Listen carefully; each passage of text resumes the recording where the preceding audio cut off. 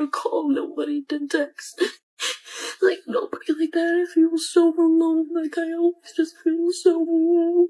Today, you're going to see the hidden side of female loneliness. Women who ignored time are now begging for a partner, not out of love, but out of fear of growing old alone. They show how yesterday's choices come with a price today. I just got home from a wedding, and it was a beautiful wedding. Gorgeous. The couple, beautiful. Love them. Wish nothing but happiness for them. But weddings, I'm happy. I'm so happy for them, but they make me so sad. Like, in the moment, I'm really happy, and, like, I'm having a good time. I'm, like, hanging out with the people that I love. But weddings make me really sad. I guess that makes me kind of selfish, because I'm thinking about myself, obviously, because 29 and very single and don't even know if I'll ever get married, because the opportunity has never been there for me in the slightest. So yeah, but it was fun.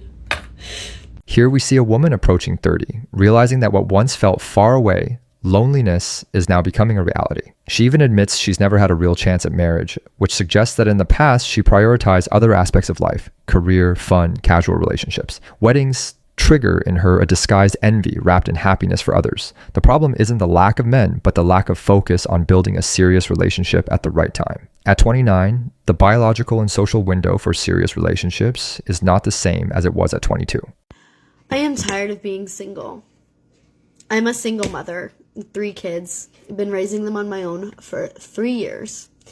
And while their dad gets to go and date and do whatever he wants because he left me with them, no shared custody, on my own. I've had family who's helped a lot, but it's not the same. Like, I want a fucking human being that I can talk to, have an adult fucking conversation with, and it means something. I love affection, and I don't get that. Like, I've tried to date, and guys are just assholes. Not all of them. There's been a few good ones, but I'm super picky because I don't let people around my kids, like, that I don't really know, and it's super hard because I don't have the time to date. I can't just get a fucking babysitter like guys want. And I'm sure this is for a lot of single fucking parents that go through this. It's so fucking hard. It's just fucking tiring. Being fucking lonely. So here's a story time. Because the dating online thing does not work for me. Like, guys use me, try to. I don't put up with that shit, or just ghost me, which is cool. But in real life, I don't get out much because I always have my kids. So, and I don't like taking them places because they're kind of crazy. So there's this small town Walmart that I go to, and there was this guy. For the past month, I've seen him 3 times. Every time I've seen him, he tries to talk to me, and he talks to my kids, and he engages with my kids, and it's super freaking cute. Like, I don't know, I made up this thing in my mind, you know, that he was an awesome guy, and I really wish I could have got to know him. And, like, I'm a chicken shit. I'm not brave enough to just be like, hey, can I have your number? You know, shit like that. Especially when I have my kids, like, it's hard. And for my kids, they would come home and talk about how this guy would talk to them about video games and stuff. And he was such a nerd, and it was so cute. But today, I got my validation of nope, because I went through his checkout after he had already come over to talk to me once when I was shopping. And I went through his checkout, and he was going on his lunch break. And as I was putting my stuff in the car, he ran out to a car with a girl in it. So he was just really good at customer service, very friendly. So he's a great guy. It sucks, kind of, because I was kind of interested. But, you know, it happens. And for single parents, it's so fucking hard. You don't get the fucking time to try and fucking meet people other than online. And online sucks too, because people are so fake. I just really need to get that off my chest. But good luck out there, guys. You don't need it off. This is a classic case of bad choices coming back around. She had 3 kids with a man who left, and now she carries the full responsibility, while the father lives freely. This shows a harsh truth. The more baggage, the harder it is to find a committed partner. She admits being super picky and not letting men get close, but at the same time complains about being lonely. It's a mix of poor decisions in the past and emotional walls in the present. The issue isn't just the lack of good men. It's that, for many, taking on that kind of responsibility doesn't look like a good deal. I try to keep it pretty positive on here in terms of being single and in my 30s. And usually that's pretty easy because I have a lot of friends and family that support me and a lot of interests that make me happy. And so usually I'm good, but there are just those days that really get you down. And today I am having one of those days. I've been to 18 weddings single over the past couple years. And usually it's just like not a big deal because I have other friends there. Usually some other friend is either single or going solo and we room together. And today I sent out the text that I always send for my 20th wedding, which is, hey, anyone want a room for this wedding? And slowly the text started rolling in one by one. My partner's coming, my partner's coming, my partner's coming, my partner's coming. And I just felt the tears like stream down my face. I always knew this day would come where I'd have to go completely solo, but I think just like the reality of it actually happening was just like a shock to my system. If I were to meet someone tomorrow and have someone that I'm dating, by the time this wedding rolls around, I still don't have a +1. So like I'm going solo no matter what. Me, what I crave in terms of having a partner is not necessarily that they're the one sitting next to you at the table, which is definitely nice, but it's more so like that person that you can get on the plane with and the long late night drive or the 6 a.m. flight. Looking around and realizing that everyone else has that support system is really hard. You spend so much time and energy building independence and appreciating being with yourself and loving yourself, and I have, but at the end of the day, I think as humans, we all just kind of crave that support system. End of the day, I think what I'm trying to say is that while it's amazing to build yourself up and love who you are and love your independence, it's okay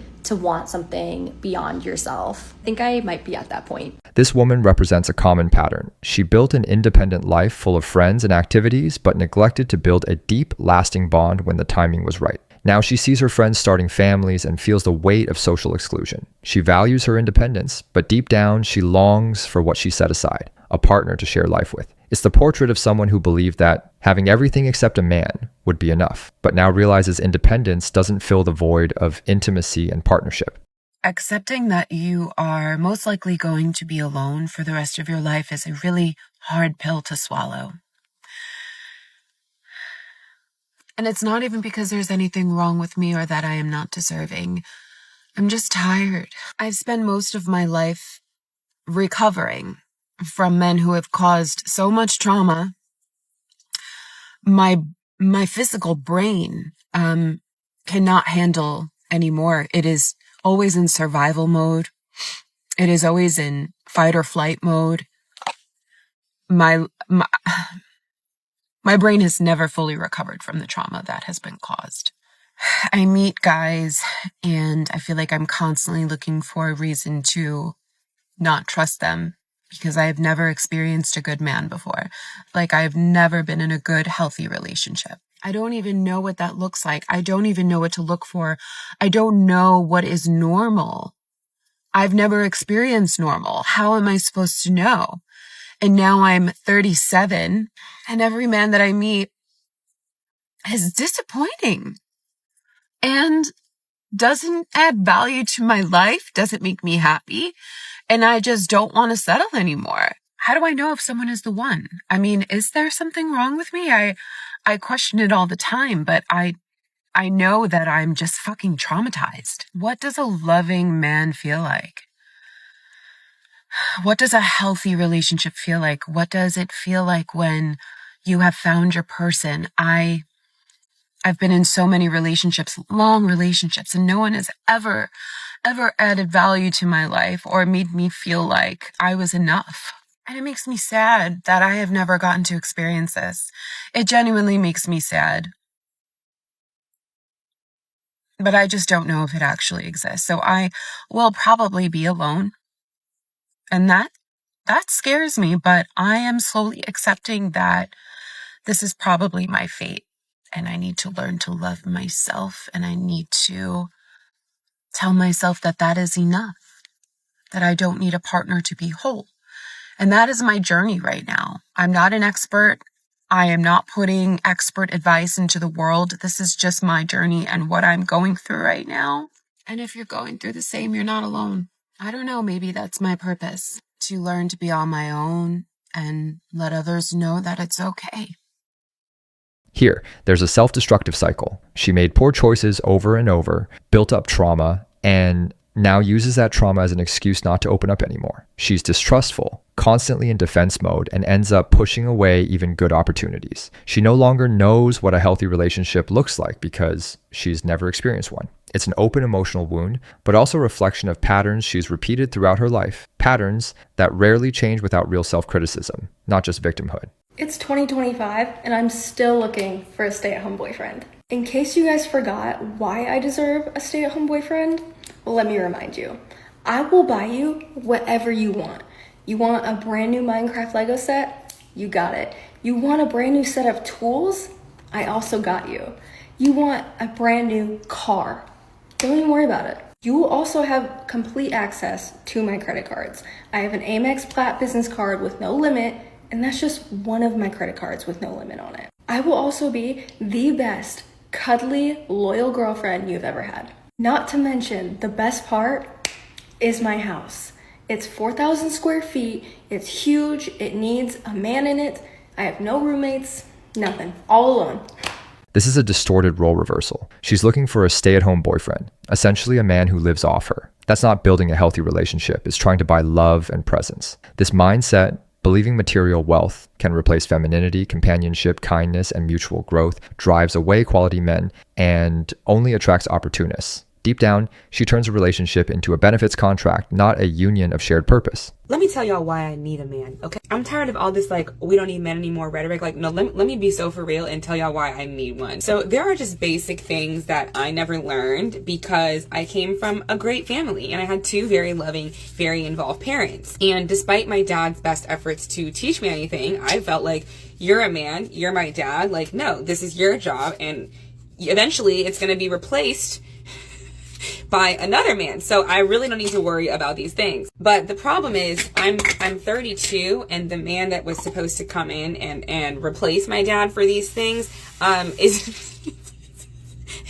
is nowhere to be found. So that means that these things either just don't get done or my parents still have to call me and remind me to do them or do it for me. And yes, I know this is a problem, and no, I have no desire to fix it. That is part of the privilege that I was afforded in my life, and I intend on taking full advantage of that. Okay, so like perfect example, this man walks me to my car the other day, and when I get to my car, he points at my license plate and is like, your tags are expired. And I'm like, what are you talking about? No, they're not. And he's like, look, your tag is expired, 2024. And I said, yeah, what year is it? 2024. And I'm like, are you dumb? Like, how are you going to tell me my tag is expired when it's literally the year that we're in? It's July, okay? Like, we have 6 more months to go. And he's like, no. And then he points to the other side. He's like, this says June 2024. I said, yeah, okay, and so I go to the June sticker, right, because the 2024 is on this side and then the June's on this side. I go to the June sticker and I try to peel it off because I'm confused. I'm like, oh, I don't ever remember like changing the month sticker. I just remember like always putting the new year sticker on there. I really like watching my dad put the new year sticker on there. But I'm confused. I've never touched the June side. So now I'm like, oh my God, was I supposed to get a new sticker for the month of July? Like, am I supposed to have a sticker for every month of the year? Like, I'm really confused. He's like, no, your tags expire June 2024. This is the month that they expire and this is the year that they expire. Oh, I never knew that there was a month. I never knew that there was a month indicator for when your tags expired. I literally thought it was just January of every year. You had to get new stickers.